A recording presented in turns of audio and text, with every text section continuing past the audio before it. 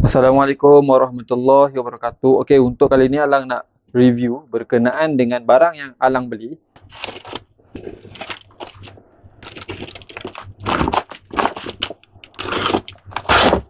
Okey, Alang teruskan buka lagi.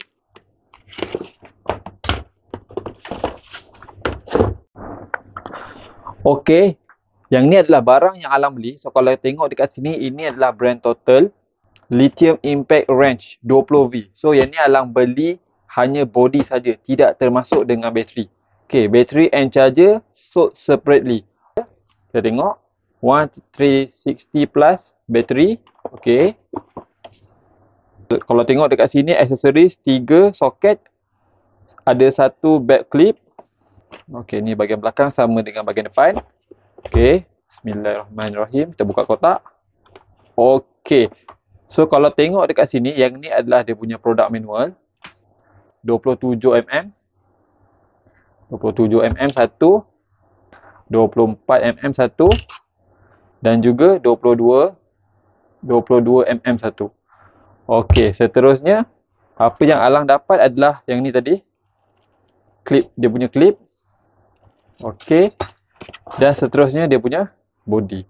So yang ni Alang beli hanya body saja, tidak termasuk bateri. Sebab Alang ada banyak bateri. Ni contohnya bateri.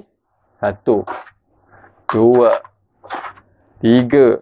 Lepas tu ni lagi 4. So Alang memang penggemar brand Total. So jom kita tengok dia punya performance sikit. Tapi sebelum tu kita tengok dulu dia punya physical dia. So ini adalah 850 Newton meter. Okey. Dia punya ni bawah ni. Ni ada mode low, medium dan juga high. Low, medium, high. Brand Total, brushless. Okey, so yang ni dia punya TIWLI 20851. Okey, bahagian depan dia. Mantap. Pegang rasa solid, best dan juga berat juga. Okey. So yang ni Alang test dulu. Bismillahirrahmanirrahim. Boleh dengar bunyi dia. Okey, yang ni adalah high. Okey, low dulu. Okey, Alang tutup dulu dia punya kotak. Okey, ini low. Reverse. Okey. Medium. Reverse. Dan juga high.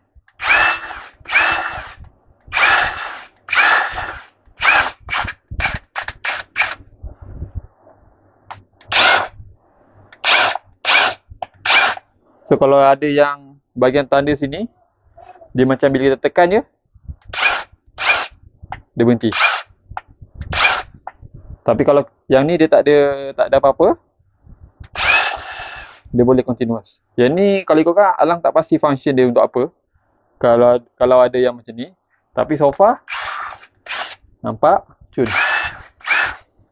So kalau ikutkan Alang dah pernah buka tayar kereta menggunakan impact range 400 Newton meter. So kalau ini 850 tak ada masalah lah. Memang lagi mangkau. Kalau ikutkan Alang beli ni sebab nak letak dekat tempat kejalang. Jadi jika ada nak cuci strainer ke, cuci pump strainer ke ataupun bucket strainer ke, Alang akan menggunakan dia.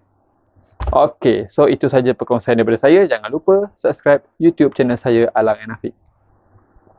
Thank you.